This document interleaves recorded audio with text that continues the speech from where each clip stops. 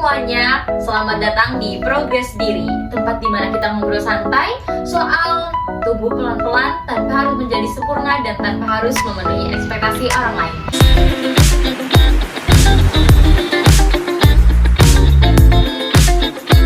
Nah, hari ini kita kedatangan bintang tamu yang tentunya luar biasa nih teman-teman. Mereka adalah orang-orang yang tentunya sudah melewati pahit manisnya kehidupan saat ini. Bisa kita kenal dulu nih kakak-kakak. Mungkin dari kakak yang baju merah siapa ya? Oh ya, sebelumnya teman-teman kenalin ya, aku Sinta. Kalian bisa panggil aku Makia gitu. Aku sekarang sebagai mahasiswa semester 5, tapi beranjak semester 6. Kalau kalian siapa? Kalau aku Nurhalisa, kalian bisa manggil aku Lisa. Aku juga mahasiswa semester 5 sama kayak kamu. Kita seangkatan. Dan aku juga lagi aktif di Instagram sebagai beauty vlogger. Kalau kamu? Halo semuanya, perkenalkan nama aku Iza Tilbulia. Teman-teman bisa panggil aku Iza. Kebetulan kita sama nih kakak, semester 5 beranjak semester 6 juga. Ternyata kayaknya kita seumuran aja ya kak ya? Iya. Soalnya aku juga lagi kuliah semester 5 guys. Oh iya, berarti kita seumuran aja Iya. ya? Ngomong-ngomong kan kak, kita kan seumuran nih. Kita pasti kan sebagai seorang Gen Z tentunya pasti banyak banget ya kayak keluhan-keluhan Gen Z begitu tentang gimana kesetresan Gen Z seperti itu. Menurut kakak nih, sebenarnya kenapa sih kita tuh selalu sering merasa tertinggal oleh orang lain gitu kak? Kayak kita merasa orang lain ini sudah punya pencapaian yang segini, kok kita masih segini-gini aja gitu. Sebenarnya itu tuh kayak kenapa sih kita selalu merasa kayak gitu? Apakah kita kurang percaya diri atau gimana gitu ya? Ya mungkin menurut aku ya, karena kita merasa diri kita tuh kurang dari yang lain. Kita kayak jadi stuck di situ-situ aja, padahal kita tuh bisa berkembang gitu loh, jadi lebih baik. Setiap hari tuh kita bisa berubah menjadi apa yang kita impikan gitu loh, tergantung apakah kita ingin berubah atau tidak. Iya, kayak kesadaran diri masing-masing, apakah kayak kita mau berubah atau enggak. Kalau kita lihat orang, oh dia bisa kayak gini, sudah sukses di umuran kayak kita, itu kan kita juga bisa, tergantung diri kita sendiri bisa atau enggaknya gitu loh, mau atau enggaknya. Iya, faktornya juga bisa insecure. Melihat orang sudah pencapaiannya sudah tinggi, kita masih di sini aja. Padahal kan kita bisa meningkatkan itu tanpa harus melihat orang lain. Kita kan punya kemampuan masing-masing gitu. Bener banget sih kak, karena kita sering banget kan ya ngebanding-bandingin diri kita sendiri nih dengan orang lain. Padahal kita kan harusnya kita punya versi kita sendiri gitu. Dan tanpa harus ngebandingin orang lain, pasti kita punya apa ya, punya pencapaian sendiri gitu. Sebenarnya untuk kata untuk menerima diri sendiri itu sebenarnya apa sih bedanya gitu ya antara menerima diri dan kayak pasrah aja gitu. Kan kita kayak intinya menyerah gitu loh, padahal maksudnya kita tuh menerima diri, percaya diri, menerima diri kita kayak gitu. Kalau antara pasrah atau menerima diri sama apa tadi? Itu menerima ya. diri. Kalau pasrah itu kayak lebih ke menyerah ke keadaan gitu loh. Padahal kita bisa loh berjuang lebih baik. Kalau menerima diri itu kan kita sudah bersyukur dengan apa yang ada, berdamai dengan diri gitu loh. Tanpa ada pikiran-pikiran yang membuat kita tuh insecure, merasa kurang atau tidak mampu gitu. Iya, betul. Ya kalau pasrah itu lebih ke menyerah gitu. Kalau menerima diri kan berarti kita menerima diri kita kayak gimana. Kan setiap manusia punya kelebihan dan kekurangan masing-masing. Tanpa insecure melihat pencapaian orang, oh kok dia sudah kayak gini, aku belum. Kalau masih kayak gitu berarti dia belum bisa menerima dirinya sendiri. Bener banget ya kak, karena kita pasti perlu proses kan ya untuk menuju titik terbaik kita gitu. Mungkin minta tips nih dari kakak-kakak yang pastinya luar biasa nih ya. Gimana sih caranya kita tuh supaya kita tuh merasa cukup gitu dengan apa yang ada pada diri kita kayak gitu. Terhadap tekanan-tekanan sosial saat ini tentunya. Mungkin seperti bagaimana cara kita belajar untuk merasa cukup dengan diri kita kayak gitu. Kalau dari pengalaman aku ya, aku kan beauty vlogger nih, jadi banyak nih kayak komenan di Instagram aku atau DM-an aku tuh insecure gitu dengan tubuhnya, kayak seperti warna kulit, terus juga ya bentuk tubuh gitu. Padahal kan orang-orang punya kecantikan masing-masing ya, nggak harus diukur dari warna kulitnya, terus bentuk tubuhnya, semua juga cantik itu kan relatif, jadi nggak usah insecure dengan itu gitu. Kita bisa cantik dengan versi kita masing-masing. Tapi kayak kebanyakan standar orang Indonesia kalau cantik itu harus putih gitu. Iya. Padahal setiap orang itu punya kecantikannya masing-masing kan, ada standar-standar orang itu gak harus putih gitu. Ya standar di sini kan kalau cantik harus putih, harus tinggi, harus mulus, padahal semua itu nggak mengukur kecantikan gitu. Padahal kayaknya kecantikan tuh dilihat dari gimana orang ini menerima dirinya sendiri. Iya, kan, ya. kayak ada auranya. Kalau kita percaya diri, aura kecantikan kita juga muncul. Akan keluar seperti itu.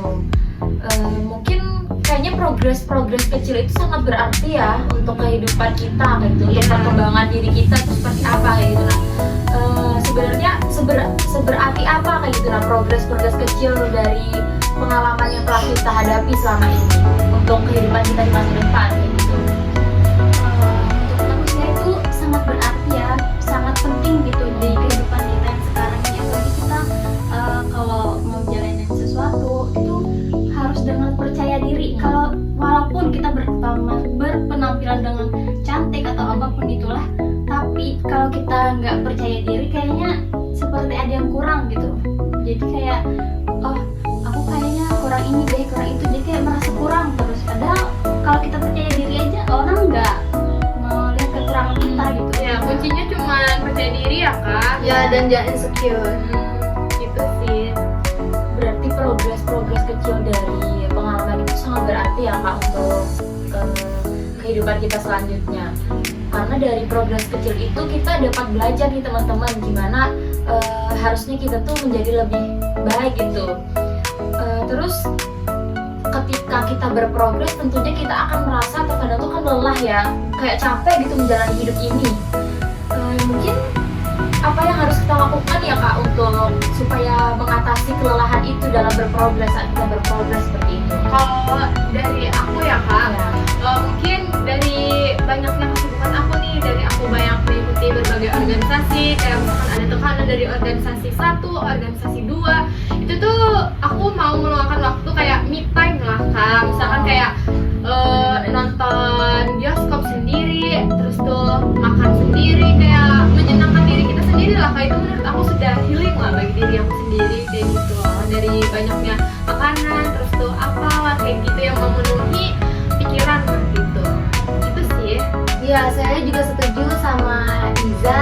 Kita bisa menyembuhkan diri kita sendiri. Kalau kita insecure nih, kita kan bisa aja melakukan hal yang menurut kita menyenangkan agar kita bisa healing gitu, seperti nonton drakor atau jalan-jalan atau shopping gitu.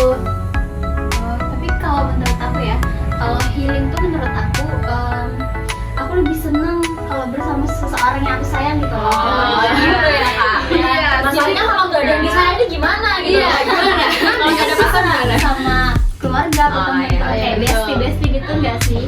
Gitu. Ya sih. Berarti kita beda ya kak. Iya. Mungkin setiap orang punya caranya masing-masing ya teman-teman. Cara mengatasi gimana sih cara mengatasi kelelahan yang ada di diri kita masing-masing seperti itu. Mungkin kamunya tadi dengan bersama orang yang disayang gitu. Kalau Kak Iza kan dengan cara healing Dia sendiri. ya sendirian me time. Kalau Kak Lisa tadi kan dengan cara shopping dan lain-lain gitu kan ya teman-teman.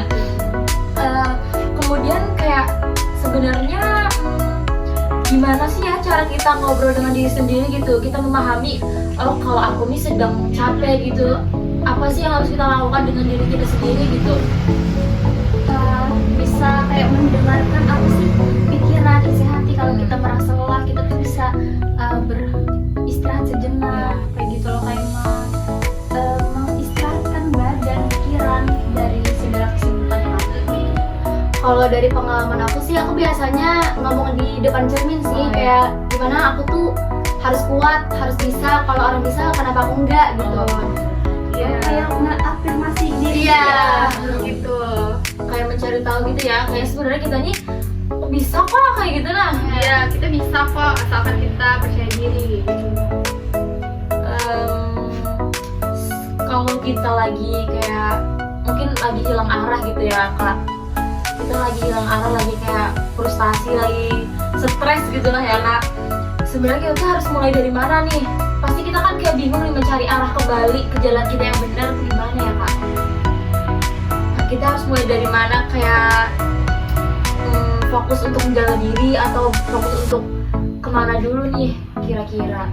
Kalau aku kadang tuh kan kalau aku merasa lelah gitu kan, mungkin di titik yang benar-benar lelah tuh aku kayaknya bakal nangis dulu gitu buat meluapkan rasa emosional yang ada.